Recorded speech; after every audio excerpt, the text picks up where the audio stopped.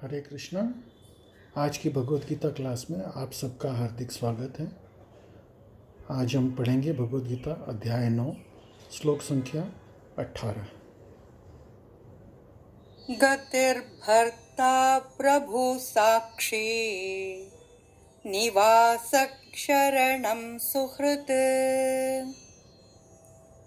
प्रभव प्रलयस्थानं निधानं बीजमव्ययम्। अनुवाद: मैं ही लक्ष्य, मैं ही पालन करता, स्वामी, साक्षी, धाम, शरणार्थी तथा अत्यंत प्रिय मित्र हूँ। मैं सृष्टि तथा प्रलय, सबका आधार, आश्रय तथा अविनाशी बीज भी हूँ। तो ये सृष्टि के शुरू से लेकर के अंत तक सब कुछ, सृष्टि शुरू होती है, उसके अंदर भगवान जो है वो बीज पिता हैं, हमारे हृदय में रहते हैं वो परमात्मा स्वरूप। हम जहाँ भी जिस भी योनि में जाते हैं हमारे साथ साथ जाते हैं। और हमारा सबसे प्रिय मित्र भी अगर कोई होता है ना, या पत्नी, मैक्सिमम कहाँ तक जाती है? शमशान में, चिता में आग लगाई, उसके बाद में ख़त्म।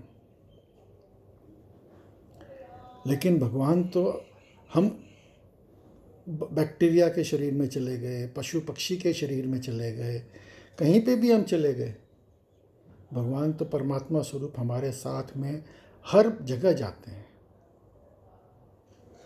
और ये सृष्टि का अंत कौन करता है? भगवान करते हैं, प्रलय। ये सृष्टि का आधार कौन है? भगवान है। आज ये धरती तैर रही है पानी में या अंतरिक्ष के अंदर, अब ये जितने भी प्लैनेट्स जो तैर रहे हैं वो किसकी शक्ति पे तैर रहे हैं? भगवान की शक्ति में। तो आधार भी वही है, आश्रय, अविनाशी बीज। भगवान अविनाशी हैं और हम भी अविनाशी हैं, क्योंकि हम भगवान के अंश हैं।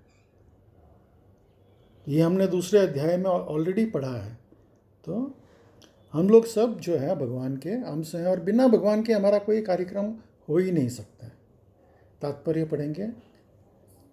गति का अर्थ है गंतव्य या लक्ष्य, जहाँ तक हम जाना चाहते हैं, लेकिन चरम लक्ष्य तो कृष्ण है। यद्यपि लोग इसे जानते नहीं, जो कृष्ण को नहीं जानता वह पथभ्रष्ट हो जाता है, और उसकी तथाकथित प्रगति या तो आंशिक होती है या फिर भ्रमपूर्ण। ऐसे अनेक लोग हैं जो देवताओं को ही अपना लक्ष्य बनाते हैं और तदन कठोर नियमों का पालन करते हुए चंद्रलोक, सूर्यलोक, इंद्रलोक, महरलोक, जनलोक को प्राप्त होते हैं। किंतु ये सारे लोक कृष्ण के ही सृष्टि में होने का कारण कृष्ण के ही भी हैं। तो हम लोग जो देवताओं की पूजा करते हैं, पहले भगवान बता चुके हैं कि हम जिसकी पूजा करेंगे हम उसके लोक में पहुंच जाएंगे।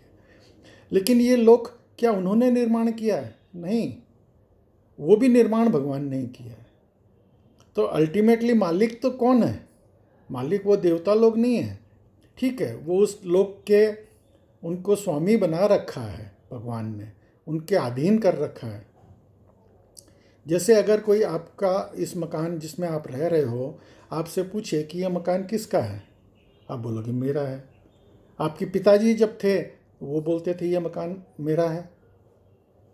आप नहीं रहोगे, आपका बेटा बोलेगा यह मकान मेरा है। तो एक्चुअली में मकान किसका है? एक्चुअली में मकान आपका नहीं है। तो उसी तरह से ये देवतागण तो एक पोस्ट है, वो जब तक उस पोस्ट पे हैं उस मकान में वो रह रहे हैं। जैसे मंत्री लोगों जब शपथ लेते हैं तो उनको गवर्नमेंट की तरफ से घर मिलता है, लेकिन जब उनका टर्म ख़त्म हो जाता है, जब वो मंत्री पद से हटा दिए जाते हैं, तो उनको उस मकान से भी हटा दिया जाता है। नया मंत्री आएगा, वो उस मकान में रहेगा, तो वो उस मकान का मालिक नहीं हुआ। तो उसी तरह से मालिक जो है वो कृष्ण ही है। अतः मनुष्य को चाहिए कि कृष्ण तक सीधे पहुँचे, क्योंकि इसमें समय तथा शक्ति की बचत होती है। उदाहरणार्थ, यदि किसी ऊंची इमारत की चोटी तक एलिवेट लिफ्ट के द्वारा पहुंचने की सुविधा हो, तो फिर एक एक सीढ़ी करके ऊपर क्यों चढ़ा जाए। सब कुछ कृष्ण की शक्ति पर आश्रित है। प्रत्येक जीव के हृदय में स्थित होने के कारण कृष्ण परम साक्षी हैं।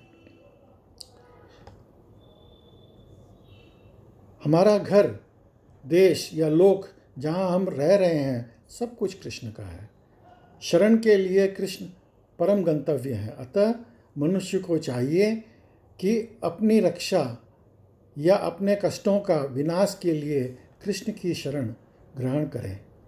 हमें चाहिए वहाँ भी शरण लें जहाँ जाना चाहिए, कि हमारा आश्रय कोई जीवित शक्ति नहीं हो, कोई दूसरी शक्ति नहीं हो सकती। कृष्ण हम परम जीव हैं, क्योंकि कृष्ण हमारी उत्पत्ति के कारण या हमारे परम पिता हैं। अतः उससे बढ़कर न तो कोई मित्र हो सकता है, न शुभचिंतक। कृष्ण सृष्टि के आदि, उद्गम, पालक तथा विश्राम स्थल हैं। अतः कृष्ण सभी कारणों में शाश्वत कारण हैं। तो इसलिए हमको सिर्फ कृष्ण से ही मतलब रखना चाहिए। ठीक है, हम किसी का डिसरेस्पेक्ट नहीं करेंगे, हम किसी का अनादर नहीं करेंगे। हम किसी भी देवी देवता, वो लोग भी भक्त हैं, हमारे से सीनियर भक्त हैं, वो भी भगवान की भक्ति करते हैं। वो लोग भी एक पद को प्राप्त हैं। जैसे हमारे में से ही इलेक्शन होकर के कोई मंत्री बनता है, वो उन लोगों का हम अनादर नहीं कर सकते। तो उसी तरह से लेकिन हम किससे मतलब है, हमारे को मतलब कृष्ण से। अगला श्लोक पढ़ेंगे। तपाम्यहमहं वर्षं निगृह्णाम्युत्सृजामि च अमृतं चैव मृत्युश्च सदसच्चाहमर्जुन। अनुवाद। हे अर्जुन, मैं ही ताप प्रदान करता हूँ और वर्षा को रोकता तथा लाता हूँ। मैं अमृतत्व हूँ और साक्षात मृत्यु भी हूँ। आत्मा तथा पदार्थ साक्षात दोनों मुझ में ही हैं। तात्पर्य श्रील प्रभुपाद द्वारा। कृष्ण अपनी विभिन्न शक्तियों से विद्युत तथा सूर्य के द्वारा ताप तथा प्रकाश बिखेरते हैं। ग्रीष्म ऋतु में कृष्ण ही आकाश से वर्षा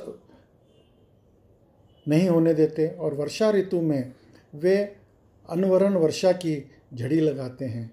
जो शक्ति हमें जीवन प्रदान करती है वो कृष्ण है, और अंत में मृत्यु रूप में हमें कृष्ण मिलते हैं।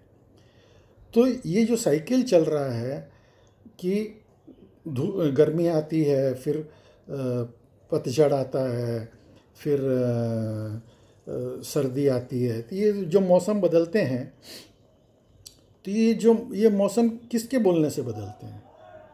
आज कौन कंट्रोल कर रहा है इसको? क्या अपने आप ही हो रहा है? अपने आप कुछ भी नहीं होता है, कोई ना कोई इसको सुपरवाइज कर रहा है। तो ये जो सुपरविज़न है, ये ओरिजिनल सुपरविज़न कृष्ण का ही है। ठीक है, उन्होंने इसके लिए अपने एजेंट लगा रखे हैं, अपने मंत्री लगा रखे हैं, अपने नौकर चाकर सुपरिटेंडेंट लगा रखे हैं, जो उनके बिहाफ में ये करते रहते हैं। लेकिन अल्टीमेटली ये किया किसने? कृष्ण ने किया।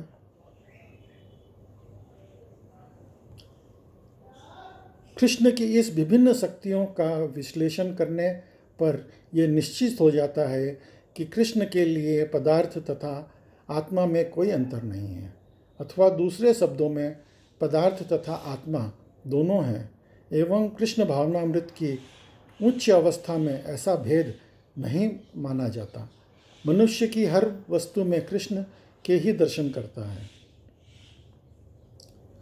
चूंकि कृष्ण पदार्थ तथा आत्मा दोनों हैं, अतः समस्त भौतिक प्राकट्यों से युक्त ये विराट विश्व रूप भी कृष्ण है।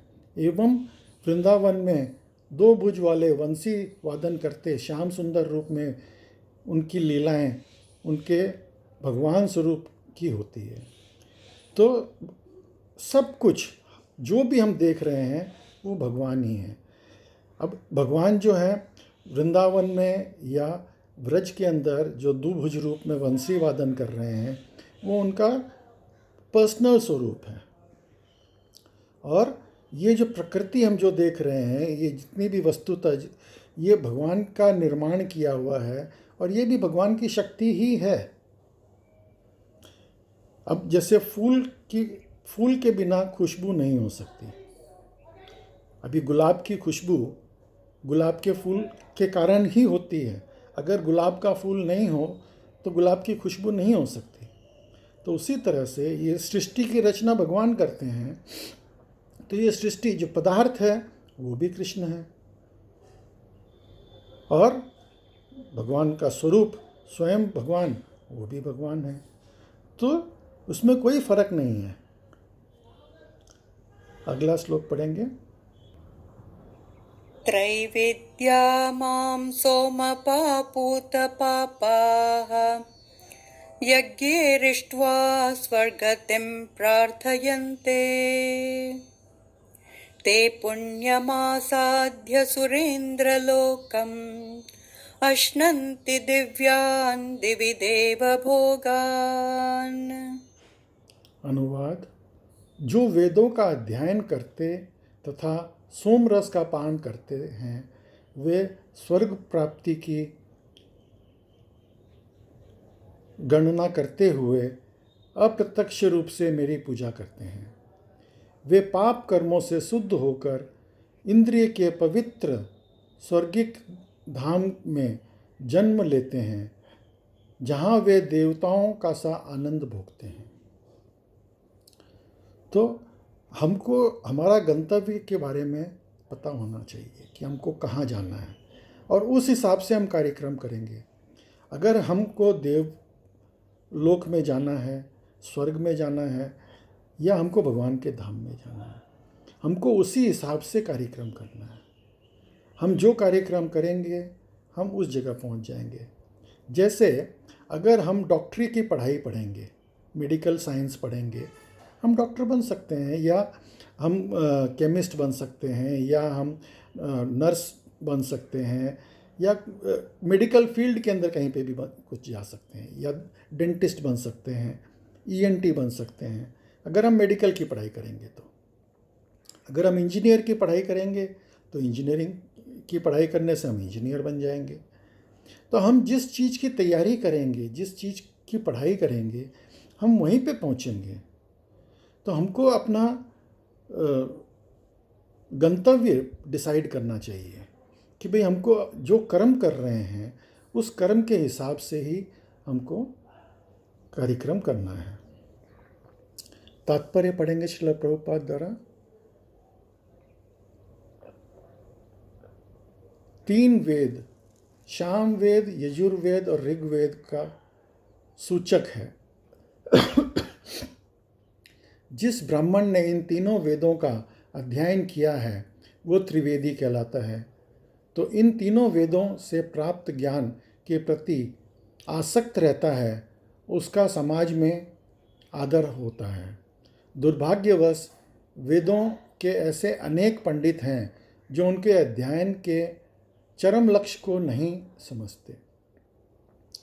अब त्रिवेदी तो बन गए या चतुर्वेदी तो बन गए, लेकिन वेदों का लक्ष्य क्या है वो नहीं समझते। अब वेदों में क्या लिखा है वो उसका विश्लेषण करते रहते हैं।